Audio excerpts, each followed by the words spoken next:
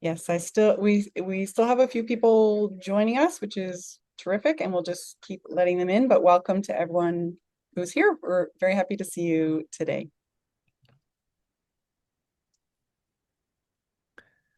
So we're going to go ahead and get started. We'd like to hear from you, and I'm sure you'd love to hear from each other. So let's just take a moment while the last few people join from the waiting room. Just drop in the chat. Introduce yourself. Please share your school, your organization, and your location.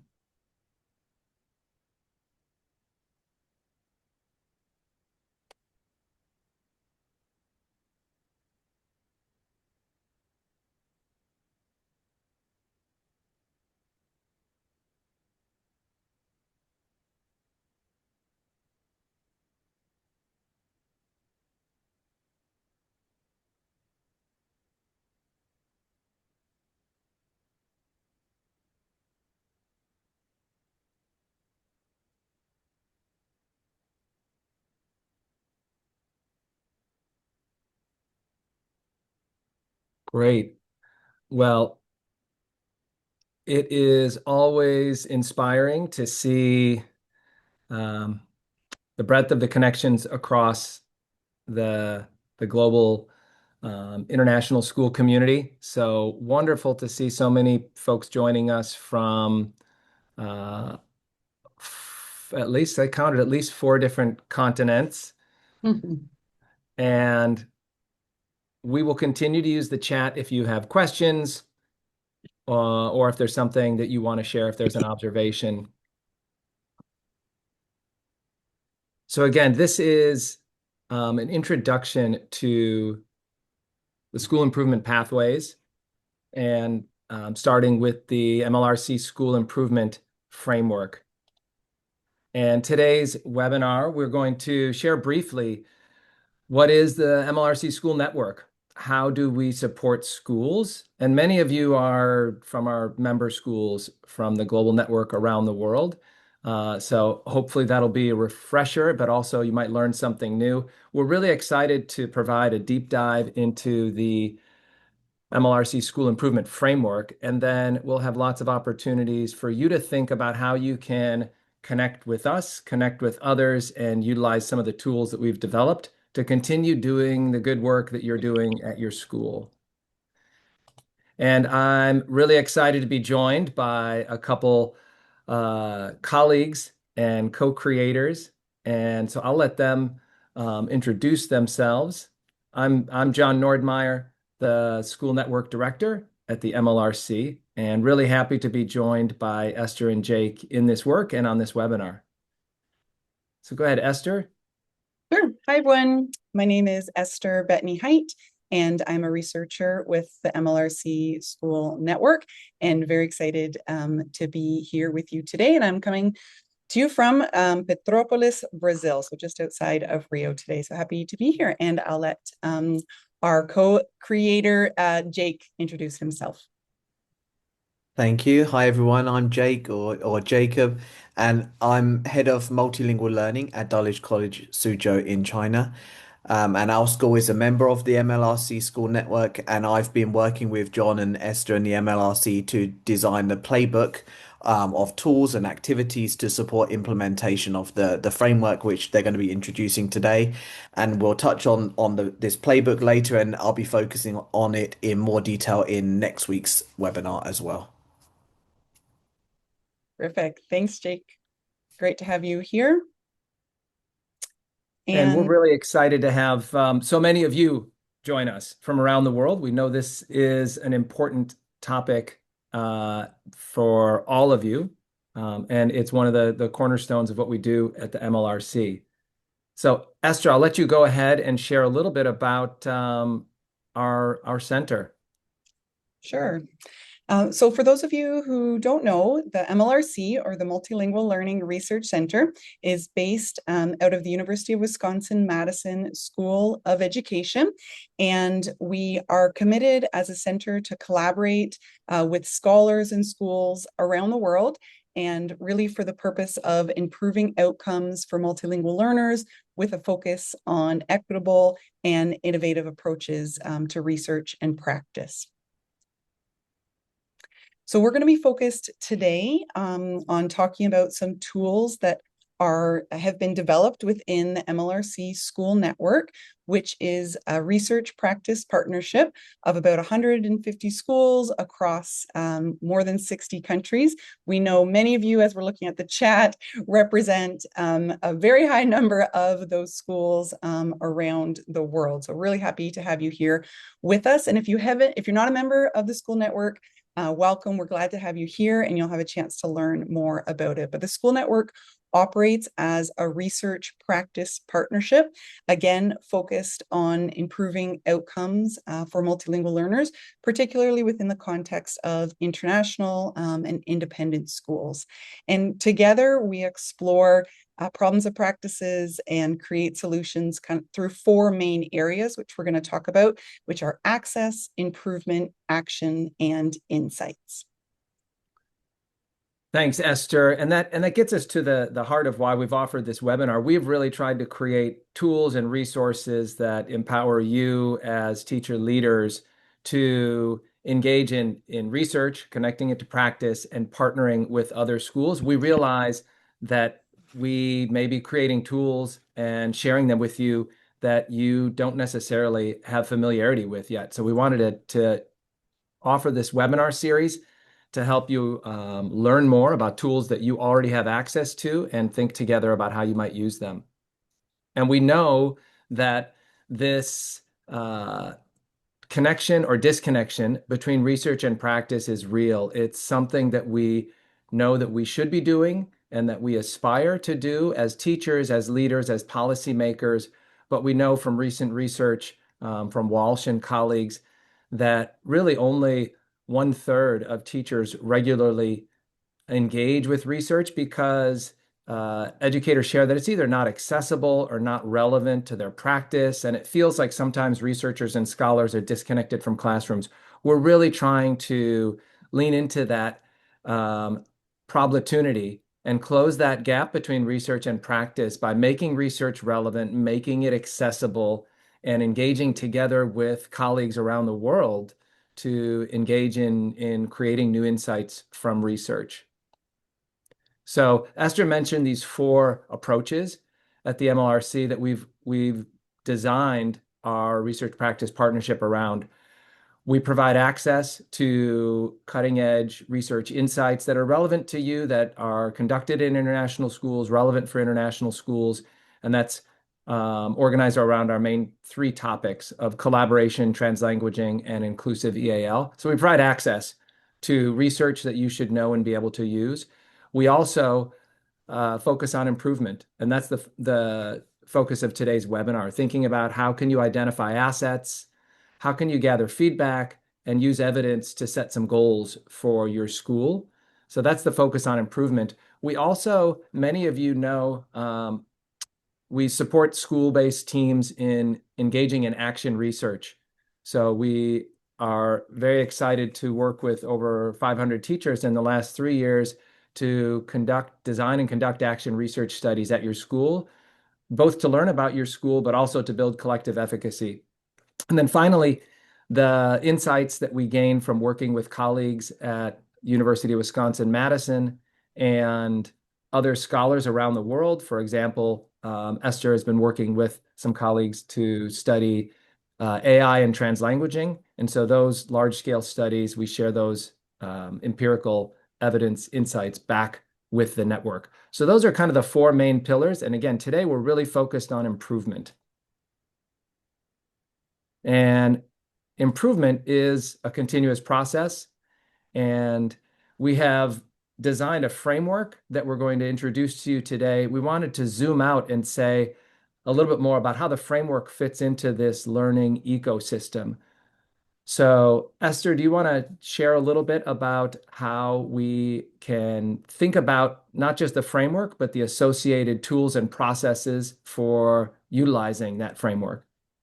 Sure, happy to. Thanks, John. And in a minute here, we'll walk you through kind of step by step the framework itself and what is included in the framework. And then a little bit later, you'll have an opportunity to engage with parts of the framework and to discuss and see what some of the connections are and how they relate to your context. But just very big picture before we get into the details of the framework itself. The framework is a way of thinking about how you serve multilingual learners, and it's designed specifically for the international school context, and it outlines 60 different indicators of quality ways of approaching the service of multilingual learners. So again, in a minute, we're going to talk more in depthly about what those different indicators look like and the research that they're based upon. But we just want to put it kind of in the context of how we use the framework or how it's available to be used within your schools. So as you can see here, there's kind of three main ways that we use or engage with the framework. So the first is through DIY self-study. And as Jake mentioned, we're going to be talking more about that actually next week in our webinar. But the playbook is a list of 17 different activities that can be used to really focus on the implementation of the framework.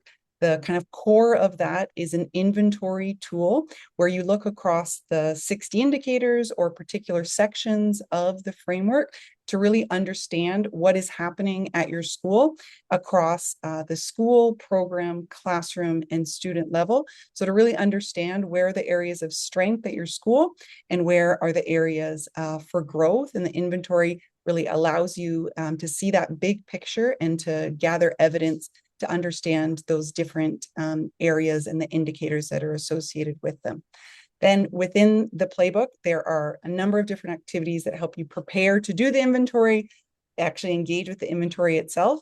And then based on what comes out of the inventory or the findings you have from it, there are a number of different activities that allow you to really engage as a school with the findings from the inventory tool. So again, that's just a preview because next week we're going to be digging in deeper, and Jake will be leading us through some of the different protocols themselves. Second way we think about the use of the framework is in parallel with accreditation. And so we know for accreditation, it's often looking very large picture at how your school is approaching teaching and learning.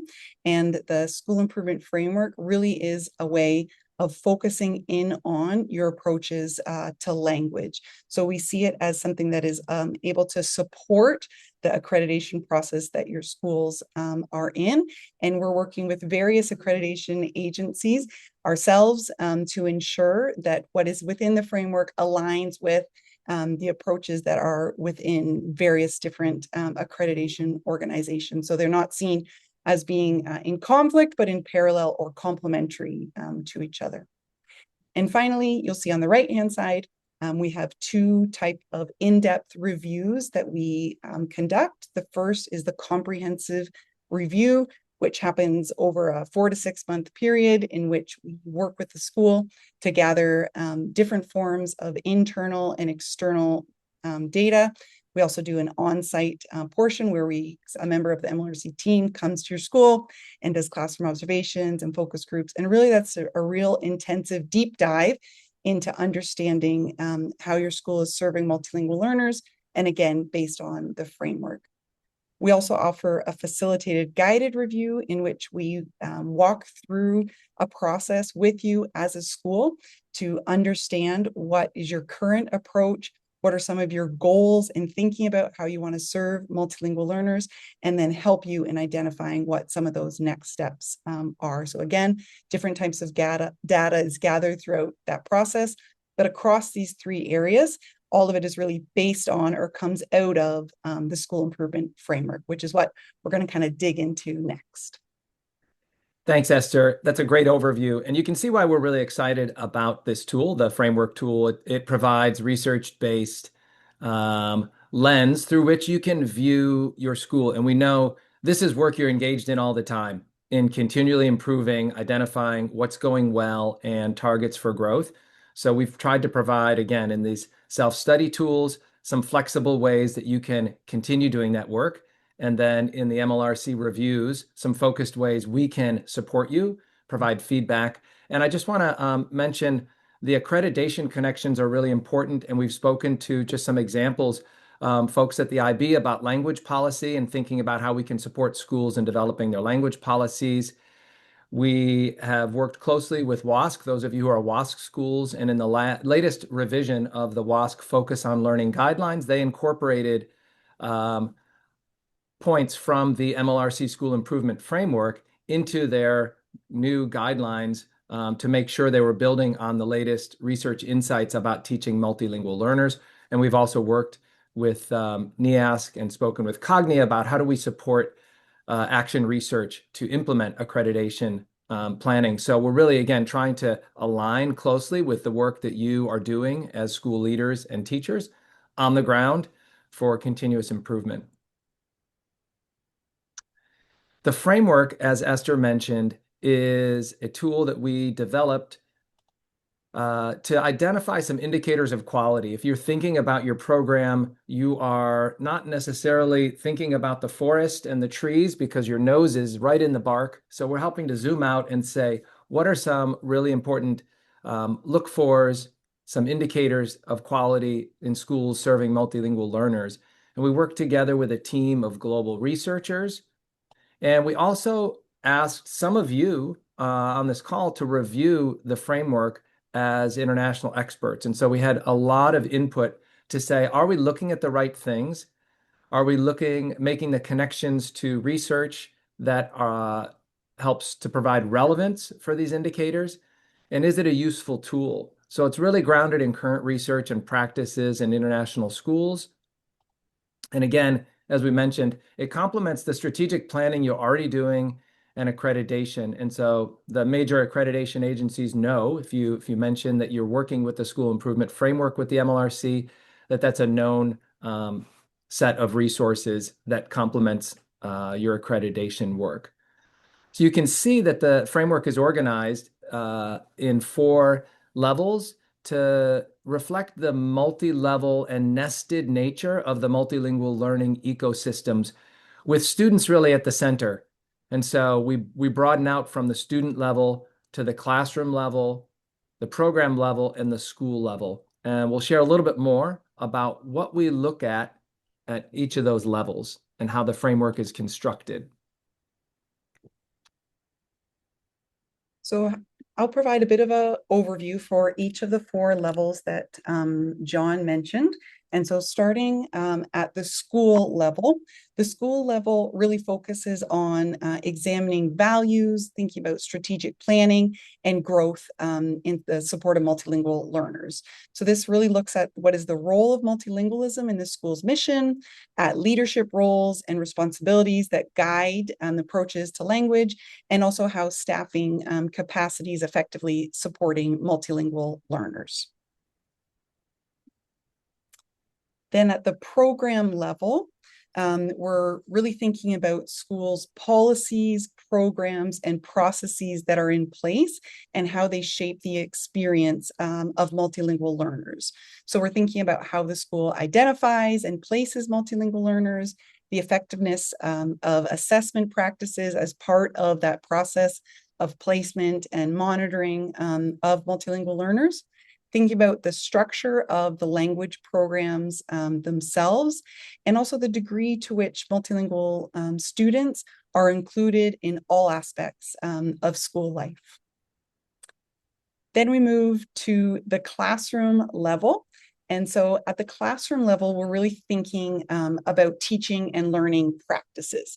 So we're thinking about curriculum, both design and implementation, teacher collaboration, instructional strategies, and again, assessment, but at this time, not looking at assessment at the program level, but thinking about what is happening with the classroom practices around assessment. So we're really looking for evidence here, or the framework really outlines what is evidence for instruction that incorporates culturally and linguistically responsive teaching practices, how multilingual students are being engaged and promoting their academic success, and also thinking about collaborative planning practices and teaching practices and professional development, and how that really, again, is linked to the ongoing teaching and learning practices at the classroom level. And finally, at the student level, which I shouldn't say finally, because as John said, that is really the core of the framework. But at the student level, we're really thinking about the development of multilingual learners. So we're thinking about this across a few different areas. So one is their language development in both instructional, home, and community languages. Next is thinking about their academic development and how that's defined within the school context, and their social and emotional well-being. So we're really looking at the student level. The framework identifies how the school is fostering students' development across these levels in a supportive learning environment. Great. So if we put these kind of pieces together, as you can see on the left-hand side, as we mentioned, there are these 4 levels and the 14 themes across the 4 levels. So what we're going to do in the next little bit is we're going to look at then within those 14 themes. For each of the themes, there is a research connection, and that is really kind of the foundation for how the framework was developed, looking at what does research say across each of these levels, and how is that really relevant to the international school context. So for each of the 14 themes, there is a research connection, and we know it's very tiny. The intention isn't for you to be able to read the text there, but just to see that for each of the levels, there is a research connection. And in a minute here, we're going to have a chance to look at one of them. Then for each of the themes, there are a set of indicators. And again, we're going to have an opportunity to look at one of those sets of indicators. But in total, there are 60 different indicators, which are spread across those 14 different themes. So you can see kind of the nested nature. We go from the levels to the themes to the indicators.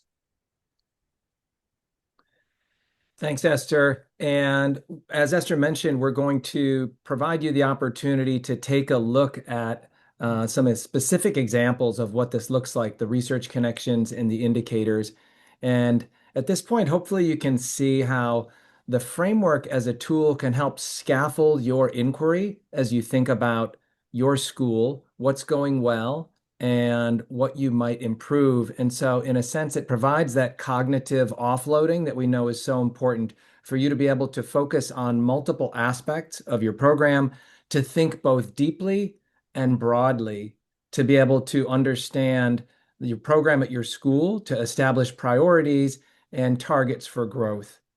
So we designed this as a tool to help you both for a macro and a micro view. And we're going to share with you what some of the component parts look like, those research connections that are so important, and then the indicators that we've fine-tuned to help you think about what you're looking at specifically on the ground. So Esther, how do we want to engage in digging a little bit deeper and understanding what the framework looks like? Terrific. Thanks, John. So as you can see, we've taken the framework and we're just going to focus in on one of the 14 themes. So we're starting with 1.1, which is the role of multilingualism, which, as you can see, fits within the school level. And again, at the school level, we're thinking very large picture about values, about how the school thinks about and approaches the service of multilingual learners. So our first theme at the school level is the role of multilingualism. So what we're going to have you do is we're actually going to read this together, not out loud, but you're going to each have the opportunity to read it. And hopefully you should be able to see it there. And so we're just going to take a moment to read it. And then we're going to ask you to think about or to reflect how this connects to your school context. In a little bit here, we're going to jump into the next level, which is thinking about the indicators and have an opportunity to discuss. But right now we want to start with thinking at the level of the theme, which is the role of multilingualism. And you should also have a handout where you can find this excerpt. And just to emphasize, we often go right to the indicators, the look fors. It's really important to take a step back and think about the research foundations before we start evaluating programs. So we'll just take a couple minutes to read it. You can either read it here on the screen, or as John said, the link is in the chat. I know we have a lot in the chat, so hopefully you can find it. I think Sarah just dropped it. Again, you can find, it looks the exact same. I think it's on the end of page 2 in the handout. So we'll just take a few minutes to read it.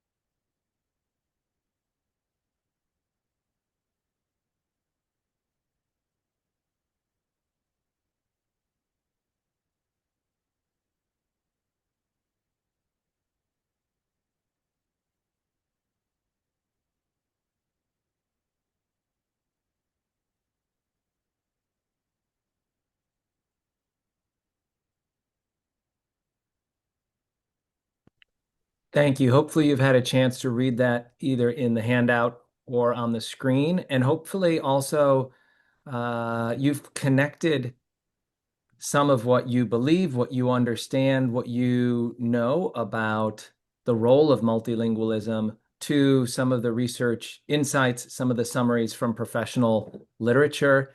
And again, that's one of the reasons we start with the research connections, is to understand what the evidence, what the patterns, what the insights tell us about this particular theme before we think about connecting it to our school. Esther, how do we want folks to share out about some of what they're noticing in reading this research connection?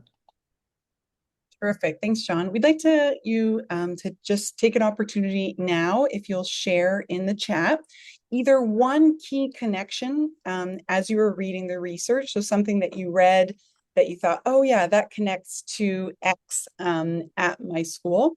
Or maybe a question that you have that as you read, you thought like, I'm not sure about that. So it can be a connection you can make between what you read and your school context, or it can be a question that you have when you think about the research in relation to your school context.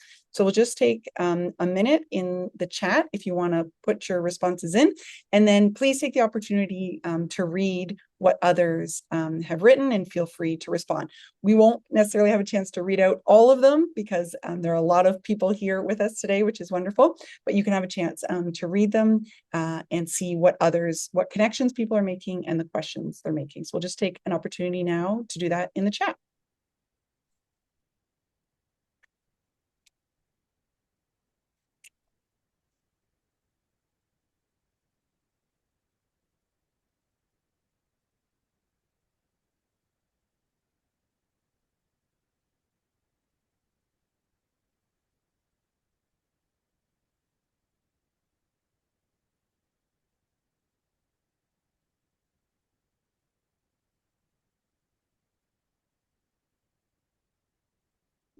So thank you. Lots of terrific thoughts coming in. I'm sure there will be more. I just want to highlight, thank you, Adrian, for sharing a connection to the importance, the value of language has on the social and emotional learning of our students. These aren't just academic conversations that we're having, it truly is very related to the social emotional learning and the identity of our students. So thank you for sharing that connection. A challenge as well, Connie shares that parents are still often commenting, I just want my child to learn English at school.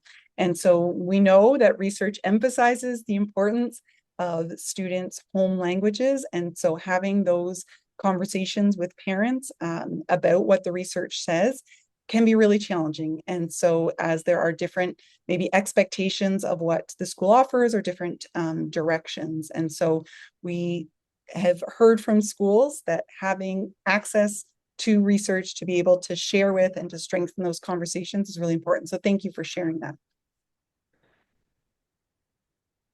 And when we work with schools to make these research connections, we find often people want to go deeper. And so the articles that we cite in these summaries, and we realize this is a really high level abbreviated summary of a particular theme, the articles that are cited are in the MLRC hub. And so you can read the original research, you can read the full article to find out if there's a topic here that you want to learn more about or you want to understand the evidence that supports a particular perspective. We provide that deeper dive into the research.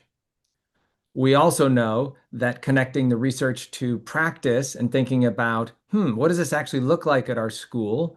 And what can we do about some of those opportunities is where folks often want to go next. So we want to share another excerpt. And again, these are just small pieces of the framework, which any framework or set of standards can feel a little bit overwhelming. We want to break it down and provide these concrete examples. So we're looking again at this, the school level and that same theme, the role of multilingualism. And now since we've read the research foundations, the research connections, we are going to look at the indicators that are associated with that same theme that build on that research. So Esther, what's our task here? Terrific. Thanks, John. And so yes, as John said, we started with the 1.1 research connections, so the role of multilingualism, and now we're going to look at the indicators that are built on those research connections. And again, the indicators have been designed specifically for the context of international schools. So they really kind of pull out, when we're thinking about the role of multilingualism in international schools, what are the areas that we want to focus on. So what we're going to have you do here is, again, on the handout that was shared, it has the research connections, and then following the research connections are the indicators. And so once you've had a chance to read the indicators, we're going to ask you to pick one of the 7 indicators from that section, and you're going to reflect on how it relates to your context. And you can think about some of the ways we use in the inventory to reflect on our context is thinking about, okay, for this indicator within our school, is it not started yet? In other words, we're really not yet thinking about this indicator. Is it started? So we've started to do some work thinking about it. Is it developed? Yes, we have things in place that we are reaching for this indicator. Or is it well developed? Not only do we have the different components in place to reach for this indicator, we really are a leader in this area. So you're going to pick one indicator from the section that you want to reflect on and think about for your context, and then thinking about kind of where are you at as a school in that process. This isn't meant in any way to be an evaluation or a judgment. It is really formative feedback for you to be thinking about and really having the opportunity to apply an indicator to your particular context. So once you've had an opportunity to look at the indicators and think about that, we're going to have you move into breakout rooms of about 3 or 4 people. And in those breakout rooms, you can just, very quickly introduce yourself because we'll only have about 5 minutes in the breakout rooms, and think about and share and discuss how would you use the school improvement framework now that you've had a glimpse of one piece of it? How might you use this framework with your colleagues? So think about how you're reflecting on your school, professional learning, reading the research connections. There might be lots of different ways, but how might you use the framework with your colleagues? So 2 real steps: reading the indicators yourself and reflecting on how it relates to your school, and then moving into the breakout rooms where you can discuss how you might use the framework with your colleagues. So we're going to have, I think Mina is going to set up the breakout rooms for us. There are going to be a lot of breakout rooms because there's a lot of us here today, which is wonderful. But we will have, just in a minute here, you'll be able to go into the breakout rooms. And as a reminder, the indicators are in the handout. Maybe Sarah, if you don't mind dropping the link again, just in case anyone needs to access it. And Mina, before we move into the breakout rooms, let's just make sure, because we are setting up a somewhat complex task, that there are no questions about what we're asking you to do or our process. If you have a question, please drop it in the chat. You can take this time to go ahead and read those indicators. We'll give you a couple minutes before we move into the breakout rooms.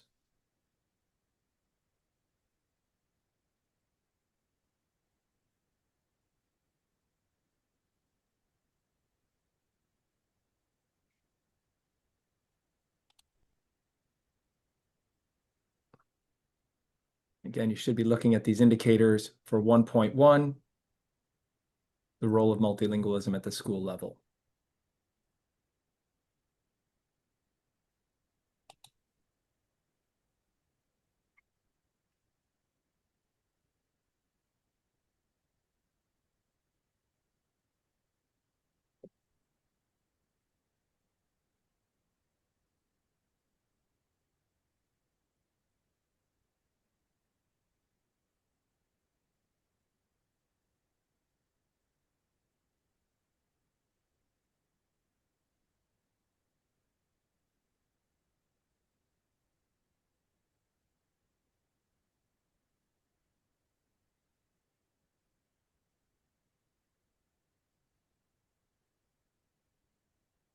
Okay, Mina, if you could please send folks to breakout rooms.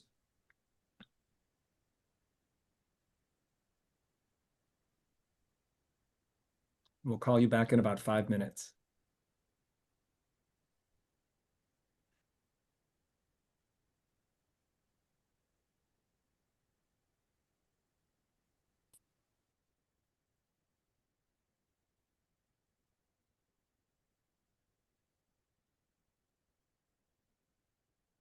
And if you're having trouble finding your breakout room, if you just look for the 3 dots in the menu bar and click more, and then you should see breakout rooms, and it should let you move to your breakout room. Let us know if you're having any issues.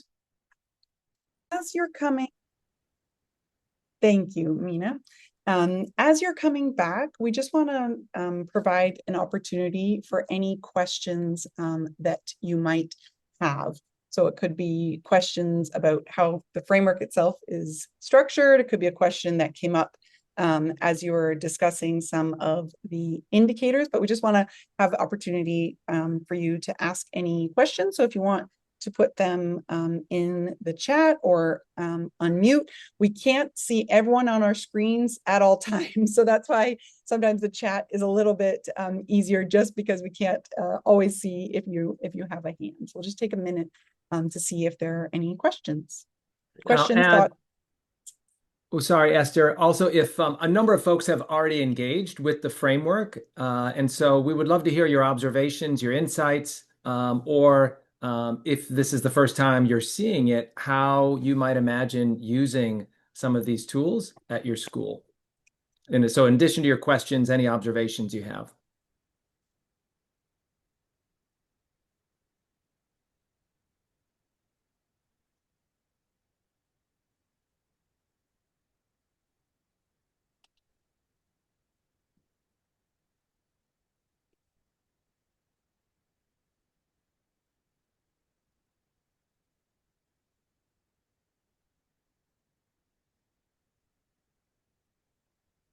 Do you want us to just share out?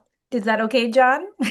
All right, Sure, Kathy. we've got time to hear from a Sure, couple sure. people. It Go was ahead. interesting. I shared with my group like the one thing, I mean, we have a lot of the other little things in a sense. I just call them little, they're not little, but we have had to get the language policy in first so it can guide the other things. And so it almost to me seems like it's like this process, like starting with the language policy that can guide and make all the other things more meaningful. And so I think we now have that in place. Now we need to really be more intentional about all the other things that are aligned with our language policy. Because we have events, but are we super intentional about it? And, is it just one of those very surface level events, or are we getting deeper into really embracing, culture and things like that? And so I think that's really the foundation to be able to do all the other things. Thanks, Kathy. And again, this view of a multilingual ecosystem, thinking about how the different pieces fit together intentionally across a framework was one of the reasons we wanted to develop this tool and provide opportunities for you to use it. And it looks like, Esther, you want to mention anything that you're seeing in the chat? Yeah, happy to. So lots of great thoughts and comments in the chat about how people are thinking about how they might use this, whether it's for guiding professional learning conversations at school.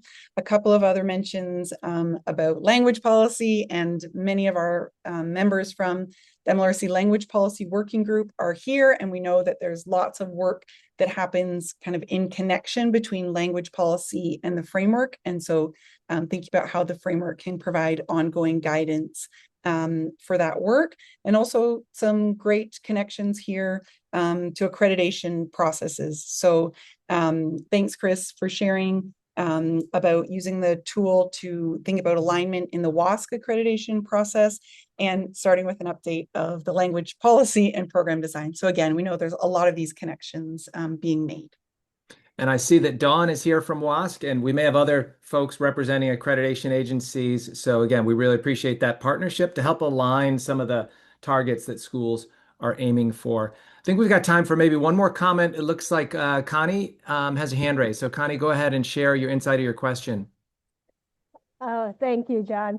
Yeah, I'm excited about this framework. I am wondering about how this looks across multiple years, actually. So I'm thinking about my school, and I'm thinking, in some years we were stronger in some of those themes or indicators, and in other years it kind of falls off just with people coming and going and things like that. So it feels to me like this kind of framework is really going to be helping in the long-term development of the school. Yeah, appreciate that, Connie. We know that institutional memory and consistency over time can be a challenge, which is why, again, school improvement and accreditation cycles are 5 or 6 years, not just a single year. And we're hoping that the framework can provide an anchor for program development and some of the associated tools to be able to preserve some of that institutional memory. This is the time of year when you might be handing off some leadership positions to new folks coming in, or folks leaving. And so being able to document that in the inventory, your reflections, your evidence, and have that as a living document to be able to share, hopefully bridges some of those gaps from year to year and creates program consistency and continuous improvement. And that's actually a great transition. Thank you, Connie, to us thinking about some of the impact that we have observed in working with a number of schools around the framework. And so here are some specific outcomes we've seen at the leadership level that working with this particular tool, as well as action research to support the research to practice connection with schools, we really have seen that our support for leadership teams helps them understand some of the program features and patterns of effectiveness. What does good look like when we think about serving multilingual learners? Also, the teaching practices when we have feedback or teacher appraisal or performance evaluation at your school, to be sure that we're building that on the research connections to best practices. Also, engaging with the framework and some of the tools that Jake is going to share in a moment in the playbook, it facilitates the skillful use of research evidence. So we can model the use of research evidence for the entire school community. And then we're using some of those insights from research to inform research-based policy decisions and program changes. Esther and many of you have done some incredible work with the Language Policy Working Group, integrating some of those research insights into the cornerstone documentation and implementation. And then finally, scaffolding the development of collective teacher efficacy. And this bridges to the work that we've been doing with Action Research. We see when teachers come together to use research-based tools and gather evidence about what's working at your school to identify targets for improvement, that really empowers and professionalizes the role of teachers to be change makers and leaders within your school community, to have the confidence and the competence to lead that change. And so that's really exciting to see that happening at a number of our partner schools around the world. All of this supports the continuous improvement cycle of using both internal and external evidence, research evidence, to implement changes, to think about what is the impact, to continually monitor the effectiveness of your program, and then to refine your school-wide vision. So we'll just wrap up again by zooming out and sharing. You've had a deep dive into understanding what the framework looks like. Those of you who are MLRC members, if you haven't downloaded the framework from the MLRC Member Hub, maybe you're inspired to go take a look at the entire framework. There are research connections like you just read for each of these themes and indicators for each of the themes. And again, this supports a deep dive into thinking about the role of language and multilingual learners for those of you who are involved in accreditation at your school. And we offer the opportunity, and we've partnered with some of you on this call to do, as Esther mentioned, either an on-site comprehensive review where we visit your school, we gather evidence, we do focus groups, interviews, surveys to provide formative feedback for both what's working well and targets for improvement. And then we also have an online version of that, a guided review. So those are ways you could partner more directly with the MLRC to use this framework as a way to support you and to have an external partner in sharing that formative feedback. I want to turn it over to Jake, who has been an incredible thought partner in helping us develop and implement and think about how do we use these really powerful tools on the school level. And Jake's going to share a little bit more about the playbook and some of the tools associated with it to give you a teaser of next week's webinar, which really focuses on the playbook and how you can use the framework in a variety of different flexible ways. Thank you very much, John. So as you can see on this graphic here, we have designed a set of tools. There are 17 tools actually, which we're calling the playbook. And these tools are there to support you all in using the framework to engage in inquiry in your school, school improvement projects in your school, either working individually or with a team of people or your whole school coming together and identifying what are the areas of strength in your school, using the framework, what are the areas for growth and development. A number of people were saying in the chat how they're working on strategic planning in their schools right now. So these are the tools that you might pull into those strategic planning meetings and discussions to help you work with the framework to identify your next steps in your action planning. So what we wanted to do with this playbook was to make the framework that has been introduced to you today as useful as possible for schools so that schools can use this framework to drive their inquiry and improvement. So that's why we came up with this playbook and this set of 17 practical activities that you can use along with the playbook as part of this DIY self-study approach to school improvement focused on your multilingual learners. And as you can see in the graphic here, we've organized these into 4 stages. The first step is familiarize, and that's where you can use these tools to help your school community become more familiar with the framework, similar to how we did earlier. We looked at the research connections. So that's how you can bring everyone on board and set your vision and build that shared understanding as your school community works through the framework. Then in the second step, inventory, we're looking at ways of engaging with the framework as an inventory tool in order to identify things that are going well and areas for improvement. And step three, you can see there's a lot of tools within the step three deep dive stage, and these are tools that will help you really dig deeper into gathering evidence, finding out what's going on, what the student experience is like related to various indicators in the framework. And then the fourth stage is the action planning, where we've got some tools that help you prioritize and identify your next steps and how you're going to take the learning forward from this DIY self-study that you've engaged in using the playbook and the framework. So I hope you'll join us next week, the same time, right, as this, but next week, and we're going to go through these four stages, and I'm going to introduce some of the tools from each of the stages, and hopefully you'll be able to see how valuable these tools can be in helping you to take this framework and use it to drive improvement and action planning in your own schools.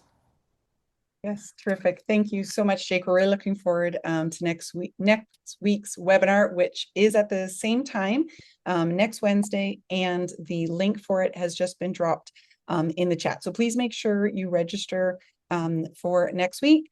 And if you have some colleagues who weren't here with us today, but would like to join us next week, please encourage them also to register. And we will also be doing or sending out the recording for this week. So even if someone wasn't able to come this week, but wants to join next week, they can review the recording and be ready to jump in next week to the playbook.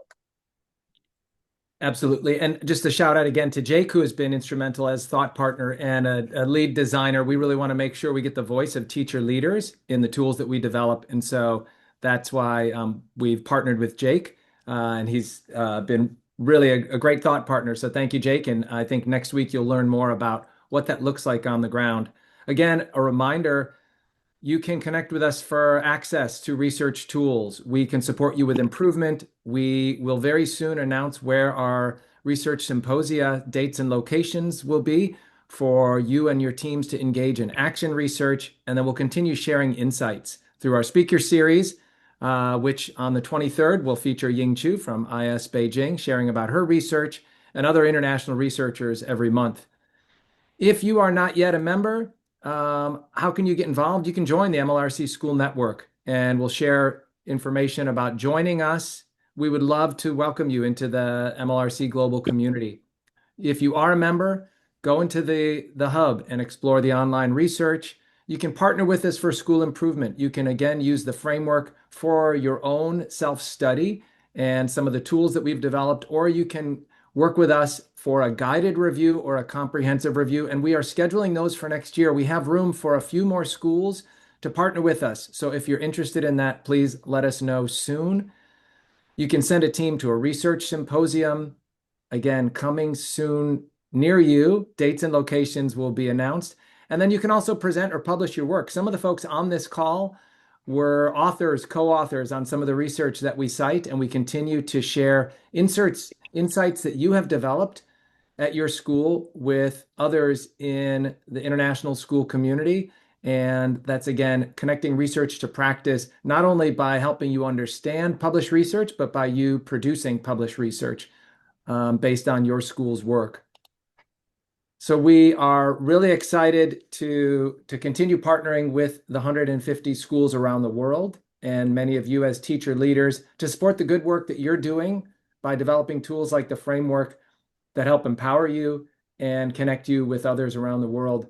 We appreciate you being here.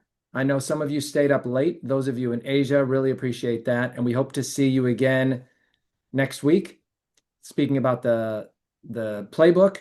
And we're happy to stay here for the after party if folks have questions, or you're welcome to email mlrc@wcerwisc.edu. And again, thank you so much for joining us.